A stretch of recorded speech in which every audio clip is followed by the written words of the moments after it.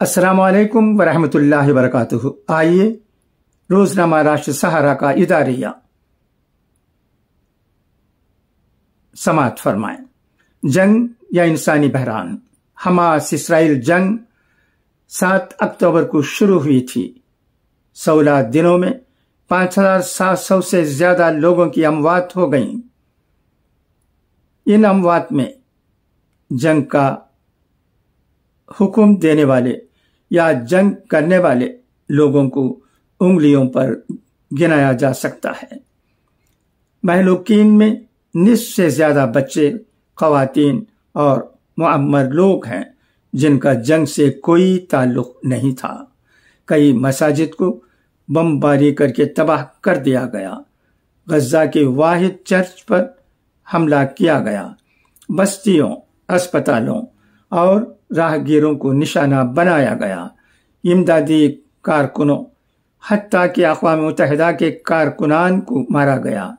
دنیا کو بتایا گیا کہ اسرائیل پر حملہ غزہ پٹی سے وہاں کی حکمران تنظیم حماس نے کیا، لیکن اسرائیل نے جوابی کارروائی غزہ کے ساتھ ساتھ اس مغربی کنارے میں بھی کی جہاں صدر فلسطین محمود عباس کی قیادت میں حکومت ہے، جسے دنیا کے بیشتر ممالک نے تسلیم کیا ہے اور اسے فلسطینیوں کی نمائندہ حکومت مانتی ہے۔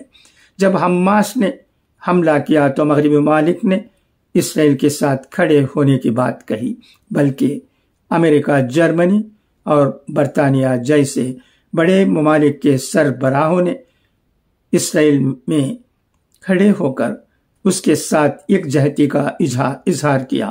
لیکن جب اسرائیل نے محمود عباس کی حکومت والے مغربی کنارے میں حملہ کیا تو کسی بھی ملک نے ان کے ساتھ یکجہتی کا اظہار نہیں کیا۔ حماس نے اسرائیل پر حملہ کیا۔ اسرائیل کو اگر انتقام لینا ہی تھا تو حماس سے لیتا۔ اس میں چھوٹے چھوٹے معصوم فلسطینی بچوں، خواتین، معمر، اسپتال کے ڈاکٹروں، اسٹاف، مریضوں، امدادی کارکنوں اور مذہبی عبادت گاہوں کی کیا غلطی تھی کہ انتقام میں ان کے خلاف کارروائی کی گئی۔ بستیوں نے کیا کیا تھا کہ ان کو اجاڑ دیا گیا اور لوگوں کو نقل مکانی کرنے اور پناہ گزین بننے پر مجبور کر دیا۔ یہی سوال حماس کے تعلق سے کیا جا سکتا ہے کہ اس کو شکایت اسرائیلی حکومت سے تھی جس نے فلسطین پر غاصبانہ قبضہ کر رکھا ہے اور فلسطینی ریاست کی تشکیل نہیں ہونے دے رہا ہے۔ شکایت ان اسرائیلی فوجیوں سے ہے جو فلسطینیوں کو نشانہ بناتے رہتے ہیں۔ تو حماس کے جنگجو اسرائیلی حکومت اور فوجیوں پر حملہ کرتے اور ان کو نشانہ بناتے۔ عام شہریوں کو کیوں نشانہ بنایا اور ان کو کیوں مارا؟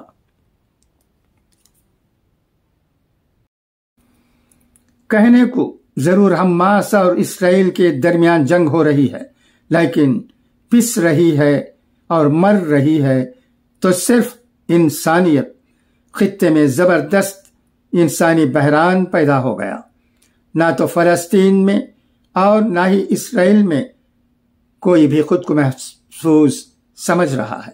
فلسطین میں نقل مکانی اور محفوظ پناہ گاہ تلاش کرنے کے لیے لوگ پریشان ہیں، تو اسرائیل میں دن و رات سائرن بجنے سے لوگوں میں بے چینی ہے۔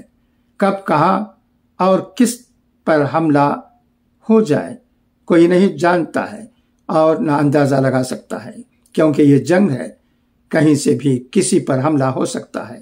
اسرائیل تو پھر بھی بڑا ملک ہے، وہاں نقل مکانی اور محفوظ پناہ گاہ کی تلاش کے لیے بہت گنجائش ہے، لیکن فلسطین تو بہت چھوٹا علاقہ ہے۔ وہاں لوگوں کے سامنے مسئلہ یہ ہے کہ وہ جائیں تو کہاں جائیں۔ غزہ کو تو پہلے سے چلتی پھرتی جیل کہا جا رہا ہے۔ اب مغربی کنارے کی کیفیت بھی وہی ہے، چاروں طرف سے سرحدیں بند ہیں۔ بڑی مشکل سے اقوام متحدہ کے سیکریٹری جنرل انتونیو گوترس کے پہنچنے اور بات چیت کرنے کے بعد رفح کراسنگ سے 20 ٹرکوں کو امدادی سامان لے کر جانے کی اجازت دی گئی۔ 100 سے زیادہ ٹرک اب بھی اجازت کے منتظر ہیں۔ 20 ٹرکوں کی امداد اونٹ کے منہ میں زیرے کے برابر ہے۔ غزہ میں خوراک، بجلی، ایندھن، علاج، ادویہ اور سب سے بڑی بات یہ ہے کہ پانی کی قلت ہے۔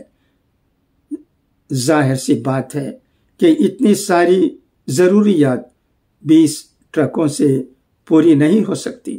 امداد بھیجنے والوں کی کمی نہیں، کمی ہے تو مستحقین تک پہنچانے کی، جس کا انتظام دنیا کے ممالک اور بین الاقوامی ادارے نہیں کر پا رہے ہیں، کیونکہ اسرائیل اس میں رکاوٹ بنا ہوا ہے۔ حماس اور اسرائیل کے درمیان صرف جنگ نہیں ہو رہی ہے، بلکہ بہت بڑا انسانی بحران پیدا کیا جا رہا ہے۔ مغربی ممالک نے اسرائیل کی حمایت کر کے اس کا حوصلہ اور بھی بڑھا دیا۔ حیرت ہے کہ اتنے جانی و مالی نقصان کے باوجود کوئی بھی مغربی ملک جنگ بندی کے لیے آگے آنا تو دور کی بات، اس پر کچھ بھی بولنے کو تیار نہیں ہے۔ ایسے میں بہتری کی بات کیسے کی جا سکتی ہے؟ صورتحال جتنی خطرناک ہو رہی ہے، اپنے آپ کو مہذب کہنے والی دنیا اتنی ہی بے حسی کا مظاہرہ کر رہی ہے۔ حماس کا حملہ اسرائیل کو تمام فلسطینیوں کو مارنے کا لائسنس نہیں ہے کہ جب تک چاہیں جنگ کرتے رہیں۔ یہ جنگ نہیں، دنیا کا سب سے بڑا انسانی بحران ہے، جہاں جانوں اور انسانوں کی نہ تو کوئی قیمت ہے اور نہ بین الاقوامی اداروں کی کوئی اہمیت۔ صرف اسرائیل اور حماس کی من مانی چل رہی ہے اور مر رہے ہیں عام شہری یا خواتین اور بچے۔ یہ اداریہ راشٹر سہارا کا آپ کو کیسے لگا؟ مطلع کیجیے گا یوٹیوب کے ذریعے۔ خدا حافظ، فی امان اللہ۔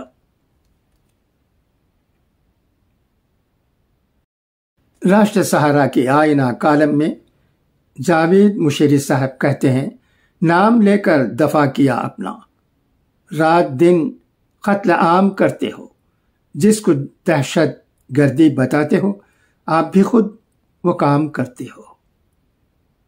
خدا حافظ۔